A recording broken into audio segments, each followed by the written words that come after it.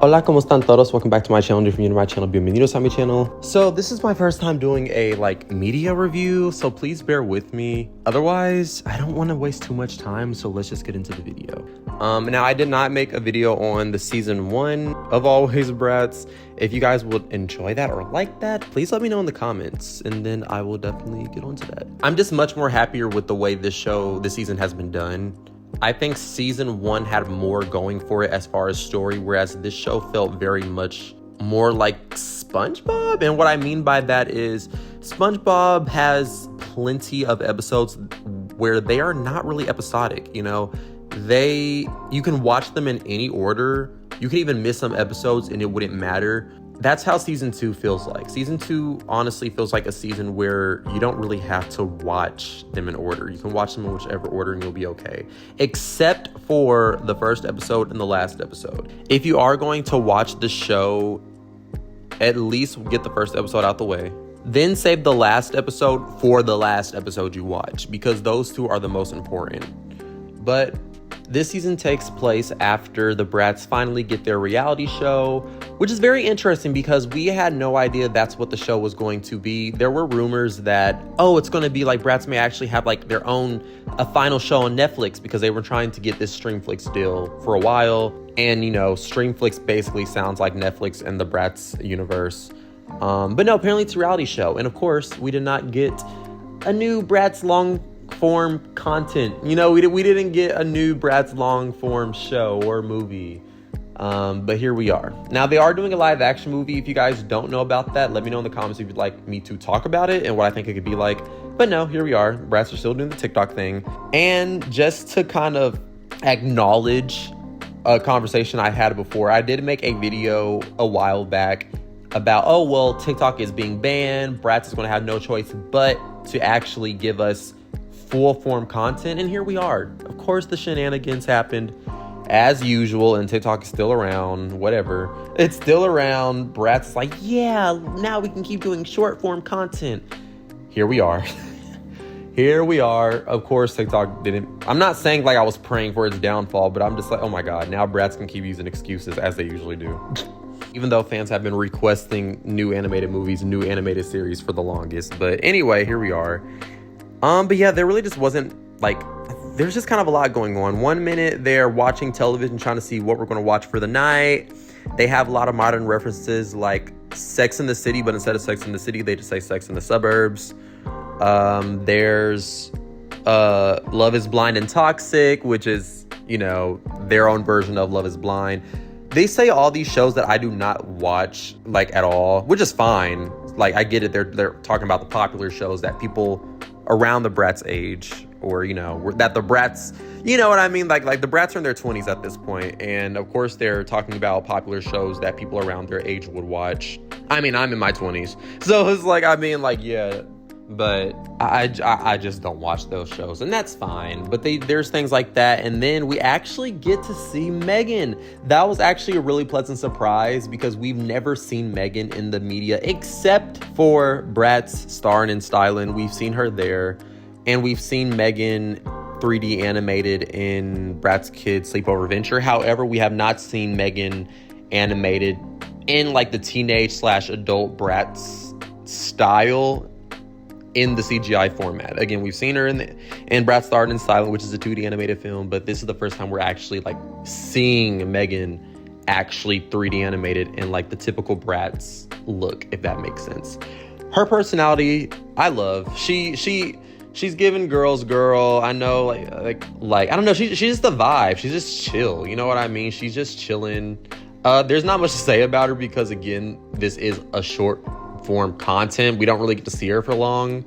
So there's not really much to say about her. We also do end up seeing Brianna and Cymbeline, or not really seeing them, but we end up quote unquote hearing them, basically. Yeah, we end up hearing them and seeing their hands when the Bratz are at this nightclub and drinking Lord knows what.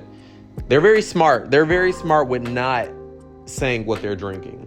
I don't think it's the same stuff they were ordering at that one place, but they're very smart with the Bratz drinking out of these cups where you can't see what the liquid is, and they're at a club, and then there's this whole thing of which you could say I'm being dramatic, But I think Bratz is smart for this. I'm not a drinker. I don't drink. I don't do that. I don't drink. I don't smoke. I don't do any of that. Okay. I like to enjoy life other ways, but you could take the episode where they do like send a video to Cymbeline and Brianna, and you know the music is loud and they're like, love you tons, and because the music's loud, Chloe couldn't hear, so she's like, what, you kissed her buns? Was I there for that? And Sasha just shaking her head up and down. They just look crazy. I feel like you could take that as like, oh, they're drinking and they're drunk or something like that if you wanted to. I feel like it's very possible. One thing I will say I feel like this season does really well is they really showcase that this is a show that can be enjoyed by adults without going too hard, you know? For example, in Fate the Winx saga, a lot of original Winx fans, I am a Winx fan, original Winx fan, but a lot of Winx fans didn't really like it because they felt like it was too edgy. Me and my best friend loved it. Me and my best friend loved Fate the Winx saga. But we understand it's not everyone's cup of tea, and part of that was because people just felt like it was just too much. They were trying to be too cool, too edgy, and it just came off as tone deaf. Where I feel like this season actually really does a good job of, hey, look, we're modern, we're talking about things that only people in their 20s are probably, or like older, are probably enjoying. We're cussing a little bit more or saying certain things. Although it is like bleeped out, they don't actually like, you don't actually get to hear them cuss, but you get the point. Like there's a bleep, like you obviously see what they're saying, you know. They're doing podcasts and things like that. Like that's very much like someone in their 20s and so on of an older age is into. I don't think many kids are into podcasts like that. You know what I mean? So I feel like they're doing it in a way to where it's like not so overly mature, to where if Bratz does start popping again, or you know what I mean? Like Bratz does start actually being mainstream like it once was, and it's happening. It's slowly happening.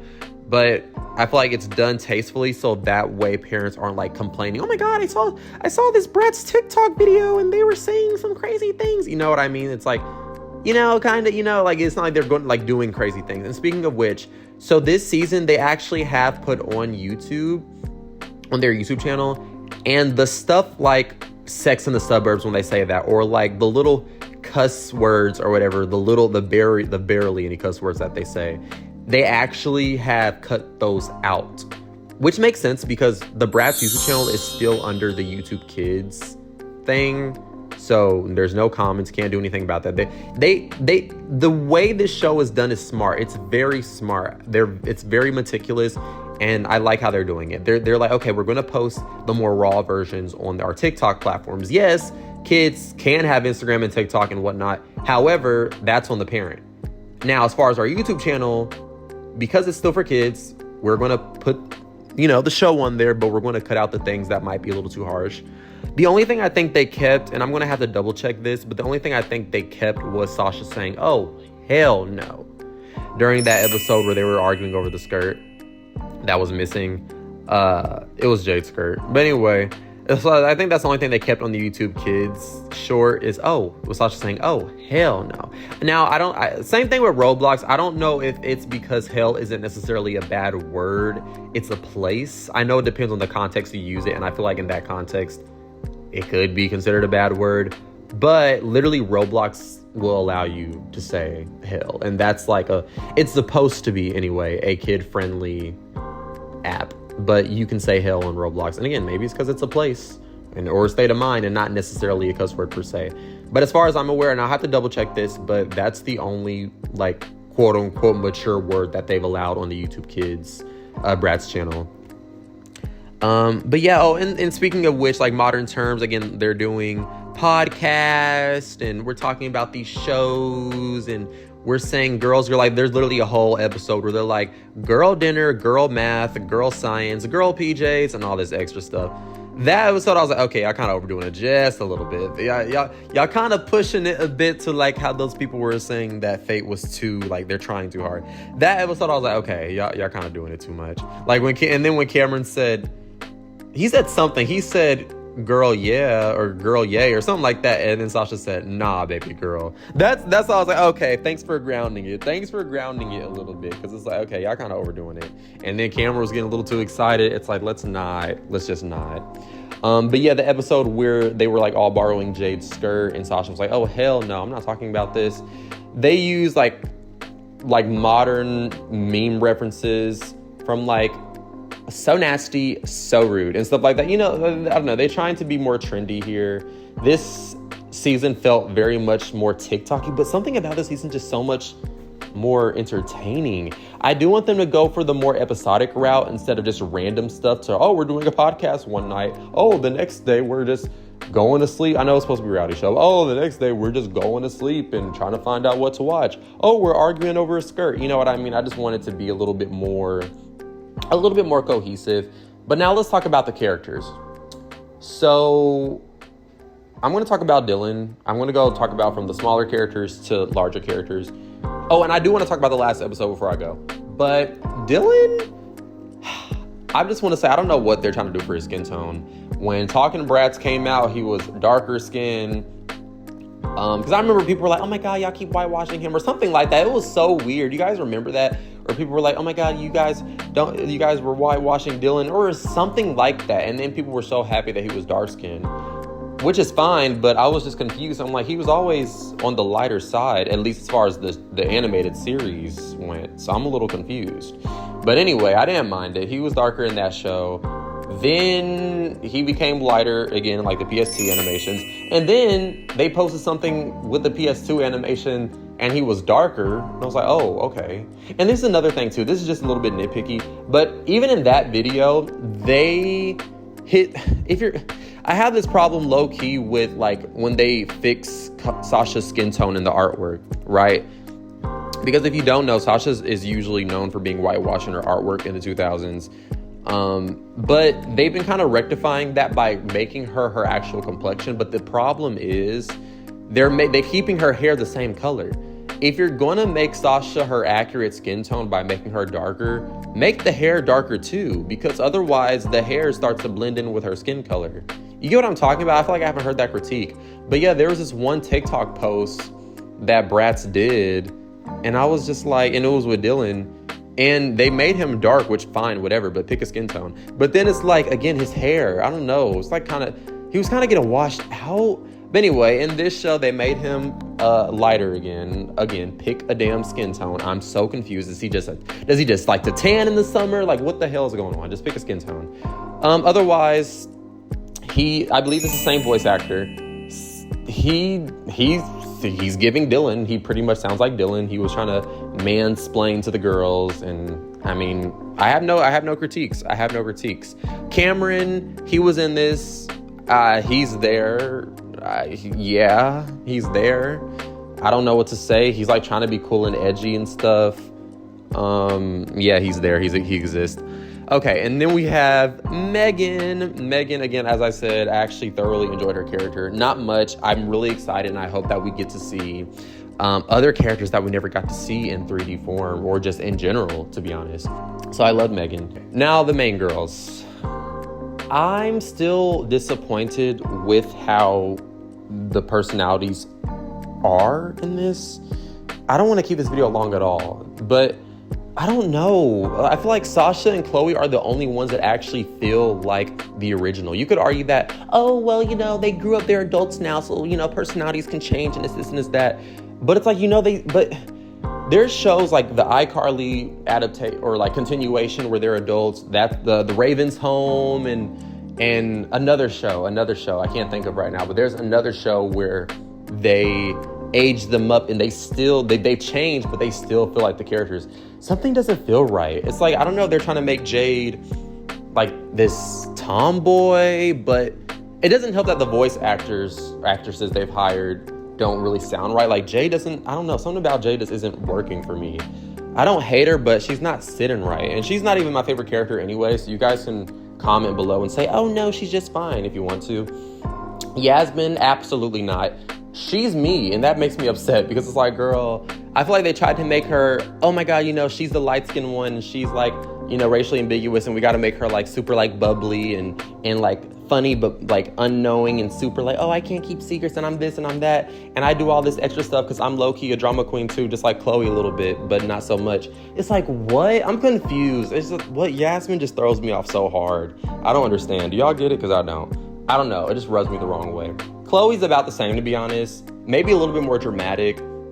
Like, all of their personalities are honestly on 100. But yeah, she's just a little bit more dramatic. But Sasha, she stayed the same. Like, I believe that this Sasha is the same Sasha. Again, voice actors are different. It's the original Chloe voice actress. But Sasha, again, she's not no Tia Mowry or Maury, however you pronounce it. I believe it's Mowry. She's not Tia, but she sounds like, you know, like she gives Sasha like her personality. Sasha always gave intelligent, always give like the intellectual one. There is no leader in the group, but she gave leader. If anything, she gave, you know, she was a little bit more smart. Even in Bratz Super Babies, she was the more planned one, the more, okay, here's how things are going to go. She was the more, again, intellectual one, the more intelligent one. She even performed science at one point in season 2, so of the original Bratz series. But I don't know, it's ironic because Sasha gets so much slack from MGA, or people like to say that, oh, well, Sasha gets the bare minimum, which is valid, but they made her feel authentic. Like, I don't know, like, I believe that that's Sasha. You know what I mean? I genuinely believe that that is Sasha in this show. But anyways, guys, because I don't want this video to be so long, please let me know what you think about Always Bratz season 2. I almost forgot. Burdine is coming back, guys. At the end of season 2, the very last episode, they're like, oh, good thing we don't work for Burdine. And then Burdine opens the damn door, and like we see her silhouette, and we heard her voice. It's like, girl, walking, feeling like a star. It's like, oh my God, so this is like how the music video happened. Anyway, thank you guys so much for watching. Ciao.